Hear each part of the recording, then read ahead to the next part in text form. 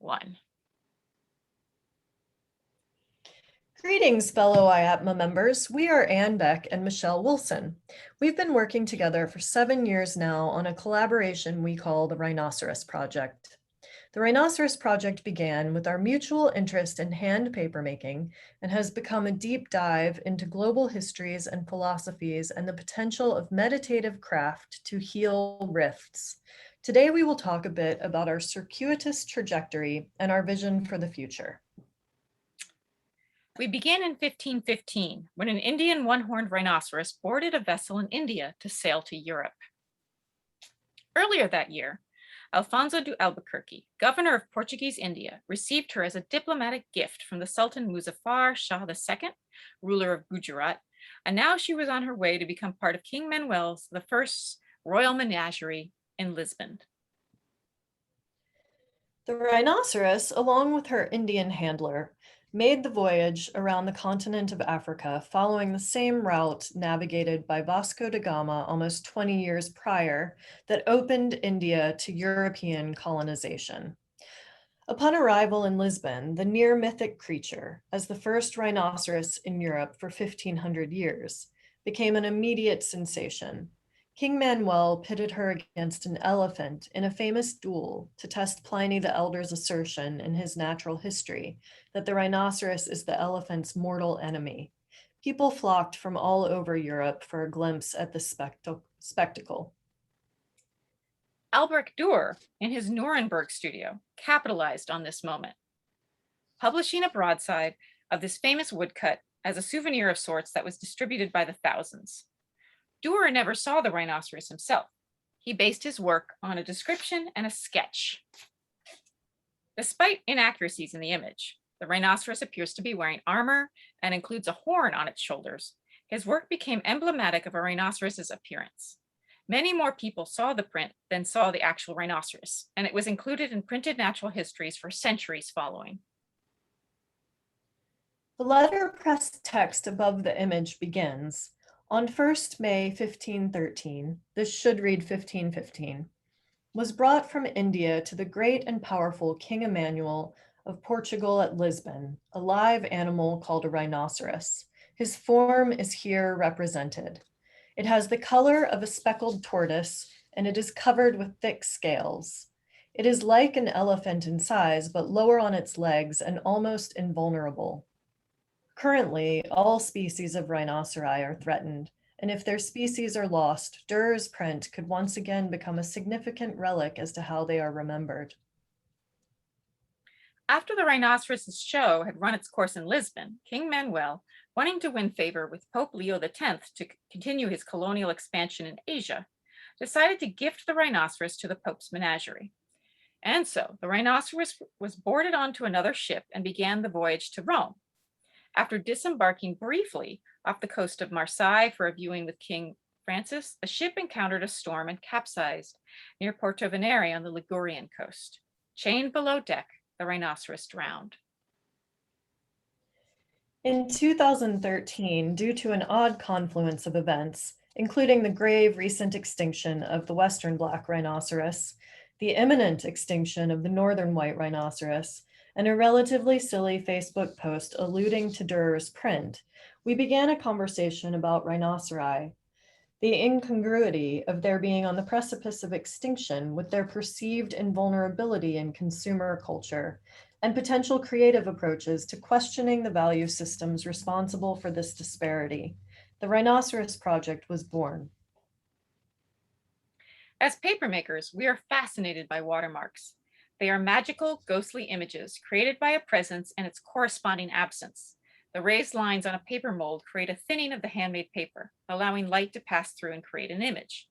We thought this a beautiful metaphor for the displacement, loss, and our time on the verge of mass extinction.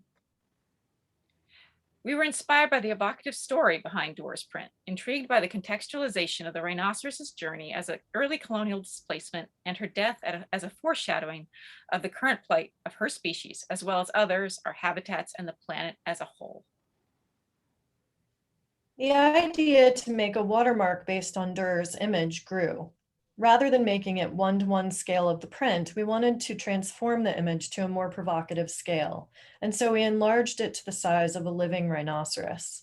We also decided to make an edition of 6 of these life-size watermarks to honor the then 6 remaining Northern White Rhinoceri.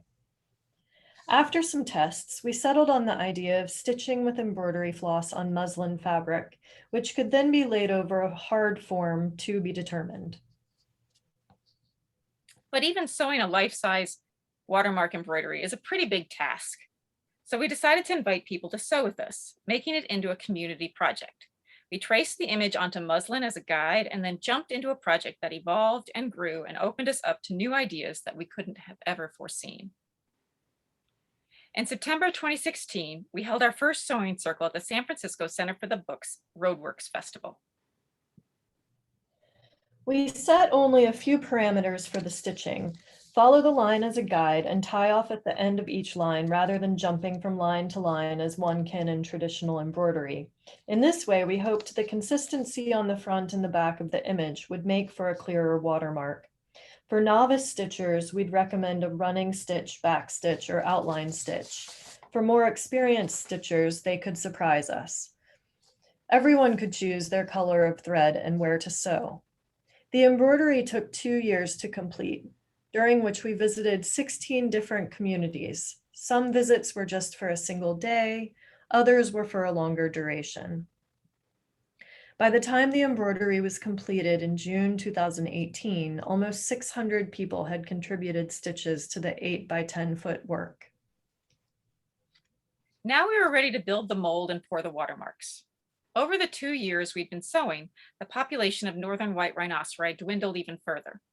The last male of the species, Sudan, died shortly before we completed the embroidery, leaving only 2 remaining infertile females. We commissioned Anderson's Alternatives in Mendocino, California to build a mold and decal that pieced together and could be easily assembled and disassembled, complete with mitered ribs, all of locally sourced Douglas fir. For the surface of the mold, we used bamboo window blinds. On top of this, we stretched the embroidered muslin, clamped the decal frame on top, and poured in the slurry of pulp. The pulp we used was a 50-50 mix of cotton and abaca. Our test pour turned sculptural. The pulp was too thick and we used way too much of it. The second pour proved much more successful. The pour itself was accomplished in about a minute, which, after 2 years of sewing and another year of fundraising and planning, felt a bit absurd. After 2 days of drying, we carefully peeled the embroidery from the paper. Both remained intact. The watermark and embroidery were exhibited together for the first time at the end of 2019 at the Mendocino Art Center, along with our growing reading room and ephemera collection.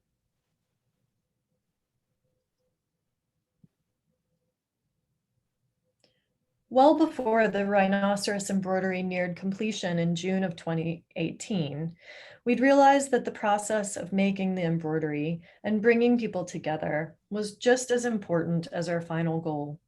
We knew we wanted to continue this practice and began to explore what we might do next. Through researching Durer and his rhinoceros, we learned that he had printed a woodcut map of Tenochtitlan, pre-Hispanic Mexico City, that was published in a 1524 edition of Hernan Cortez's letters to Holy Roman Emperor Charles V, celebrating his conquest of the Aztec Empire. Nuremberg, where Durer resided, was a center for printing, cartography, weaponry, and finance during this time of empire building. Nuremberg investors financed Spanish colonial exploration of the New World, and firsthand accounts of the New World were published in Nuremberg and disseminated throughout Europe. Like the rhinoceros, Durer never saw Tenochtitlan, and like the rhinoceros, the Aztec city and the lake that surrounded it were displaced by colonialism. This map of Tenochtitlan is now the foundation for another monumental collective embroidery and eventual work in paper. The map is an interpretation, based on Cortez's accounts, of an American indigenous cosmology. Oriented with south at the top, the left-hand side of the map represents, at a very different scale than that of the city, the Gulf of Mexico, and southeastern United States, including Florida. On the right is Tenochtitlan, under the Habsburg flag, surrounded by Lake Texcoco, with the raised causeways that linked the island city to the mainland. In 1524, the year this map was published in Nuremberg, Cortés requested friars of the Franciscan and Dominican orders to convert the indigenous population. These friars established mission churches throughout central Mexico, up through Baja California, and finally as the first European settlements in Alta California, now the US state of California in which we live. In 2018, we were invited to the third Textime conference hosted by the Museo Textil de Oaxaca in Oaxaca, Mexico, to launch this new embroidery. Later, in 2019, we held our first US sewing circles on the map in conjunction with our exhibition at the Mendocino Arts Center. After the exhibition came down, we were taking a break to assess the whirlwind of the past few years and our future plans for Rhinoceros paper pours and map sewing circles, when it all came to a standstill with COVID. Like for many of you, we're sure, 2020 was a year of quarantine and social distancing for us. During that time, we began to embrace ideas of slowing down, intentionality, and the importance of stillness. While sewing the rhinoceros, part of the enchantment was that it was a shared endeavor between different communities. Prior to COVID, we had envisioned traveling with the map to sew with communities along a specific path, reversing the route of the Spanish missionaries through the Californias, and then from Mexico City to Veracruz, reversing Cortez's path of conquest, walking back through history. However, this idea relies on a level of safety of travel and gathering that is uncertain. And during our time under quarantine, we began to question this. It's difficult to consider how to move forward with a socially engaged project when the future of how we can engage is unknown. This past summer, though, as things seemed to be opening up, we were invited by the Laboratorio Otto to bring the map project to Abruzzo, Italy, as part of a new artist residency program, Riavitari con l'arte. Well, it felt too soon to be traveling and continuing with our project outside of our predetermined route. And amidst these unknowns, we went on the adventure. Revisiting the project in Italy, we were given some insights. Perhaps right now, maybe along with embracing stillness, we also embrace adaptability, a softness, a blowing with the wind that allows for discoveries along the way. While we initially thought Italy was irrelevant to the map, we soon enlightened to the fact that the Spanish missionaries' path actually began not too far from where we were staying, in Assisi, home to St. Francis, father of the Franciscan order and namesake of San Francisco, and in Capistrano, 15 kilometers down the road, birthplace of San Giovanni or San Juan Capistrano.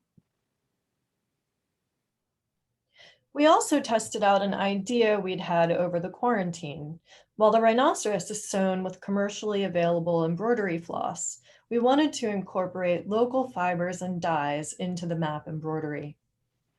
Abruzzo has a rich history of shepherding, wool trade, and artisans working with fibers and natural dyeing. We purchased some local Gentile de Puglia wool, dyed with local saffron, and dyed some ourselves with Montepulciano d'Abruzzo wine, and Dyer's chamomile, and El Criso that we sparingly harvested on our excursions. Well, like the rhinoceros, the map is a document and a story, evidence of the many hands that contributed stitches, and is now a material record of the places to which we travel. While we are still grappling with exactly where to go and what to do to move this project forward, what is very clear to us is the importance of using these historical images that speak to intersecting histories as jumping off points for conversations from many different contexts and perspectives. Over the course of gathering, sewing, research, and writing, we've honed in on some key ideas that we want to continue to investigate moving forward. From a contemplative perspective, that perhaps change can come from stillness as well as from action, that stillness is substantially different from stagnancy, and that creating a still, meditative, communal listening space is a powerful, age-old tool that we want to continue to engage. That creating this space around a communal material project can aid in reconnecting us to our bodies and our material realities, our environments, and the land beyond. From a political and social action perspective, that in order to best engage social and environmental issues of today, we must dig deep into our personal and collective histories, going back to the beginnings of globalization, to tease out our common origins, interstices, and divergences, and altogether how we arrived here at the present moment. That our primary goal might be to find commonalities, community, connection, and healings in this time of insistent polarization.